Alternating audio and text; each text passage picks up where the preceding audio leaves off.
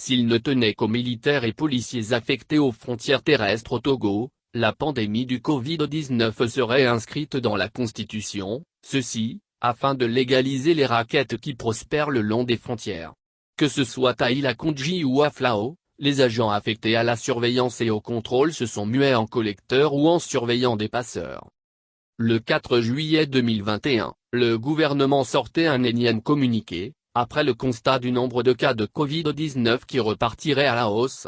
Pour éviter la propagation de la maladie, le gouvernement a de nouveau insisté sur les mesures barrières, port correct du masque, distanciation physique et sociale, lavage des mains à l'eau et au savon, ou à défaut avec une solution hydroalcoolique, éviter de se toucher les yeux, le nez et la bouche, se couvrir le nez et la bouche avec le pli du coude ou avec un mouchoir en cas de toux ou d'éternuement, nettoyer et désinfecter fréquemment les surfaces, en particulier celles qui sont régulièrement touchées, se faire vacciner après enrôlement au 844 dièse.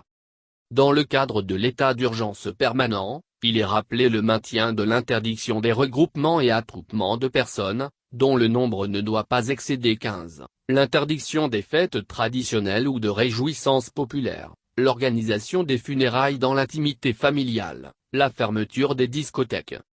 Comme constaté, nulle part, il n'est rappelé le maintien de la fermeture des frontières.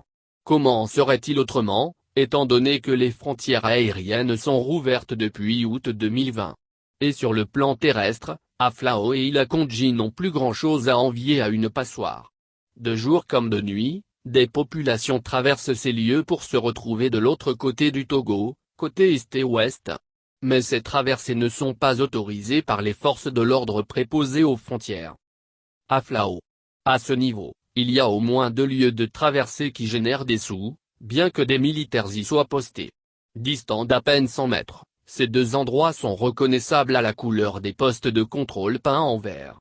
Les militaires y sont agglutinés et semblent plus préoccupés par le nombre qui franchit la frontière que par sa surveillance.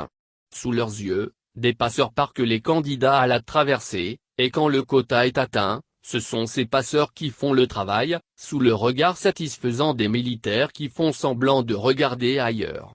Chaque candidat débourse avant de passer. Et les tarifs varient, selon qu'on porte des bagages ou non. Les autorités sont-elles au courant de cette situation? Certainement. Nous avons appris qu'il y a quelques années, des caméras avaient été placées pour contrôler le travail des militaires chargés de la surveillance. Mais comme on pouvait le prévoir, l'existence de ces caméras ne faisait pas les affaires des militaires. Un jour, ces caméras n'ont plus fonctionné. Bizarrement. Et la hiérarchie ne s'est plus gênée pour demander qu'un autre système de surveillance soit installé. Vous pensez que nous sommes seuls à bénéficier du business? C'est permis un militaire autour d'un pot. À Ila-Kondji, il est arrivé que les policiers et militaires extorquent 2000 FCFA à chaque candidat à la traversée, avec ou sans les pièces d'identité. Et l'insensibilité y est à son comble. Sous la pluie, des forces de l'ordre ont eu à soutirer des sous à de pauvres femmes portant enfants au dos et dont l'état de dénuement était visible. Lorsque ces femmes demandent des faveurs, il leur est répondu, « Vous voyez que la frontière est fermée, non? Alors retournez d'où vous venez. » Et donc pour ne pas rebrousser chemin, tous les passants sans exception mettent la main à la poche. Il n'y a pas que les populations civiles qui font du mal au trésor public. Militaires et policiers sont aussi concernés.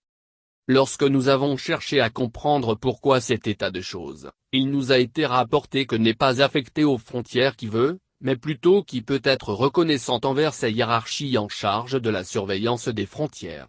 Et dans cette rubrique, ils sont nombreux à être candidats aux affectations aux frontières. Militaires, gendarmes ou policiers, ils sont nombreux à désirer travailler aux frontières. Pour quelles raisons? La pandémie du Covid-19 a étalé au grand jour la rapacité de bien d'agents des forces de l'ordre, de défense et de sécurité. Des sources estiment que la majorité des hommes en uniforme auraient changé leur véhicule. D'autres disent qu'après 6 mois de travail, ils pensent à acheter des terrains et à construire très rapidement. Ces constats veulent tout simplement dire que la plus grande partie des recettes aux frontières prennent d'autres chemins et non celui du trésor public. Une situation qui affecte le budget de l'État, mais fait la part belle à la hiérarchie militaire et policière. En matière de lutte contre la corruption, tout le monde est concerné, forces de l'ordre et de défense plus que tout le reste. Mais le constat est là. Sous le regard des citoyens, policiers et militaires détournent de petits montants dont la somme n'est plus négligeable. En effet, un ancien responsable ayant travaillé à Ila-Kondji a laissé entendre qu'en moyenne, ce sont entre 1200 et 1500 personnes qui franchissent chaque jour la frontière du côté du Togo. Et autour de 3000 du côté ouest.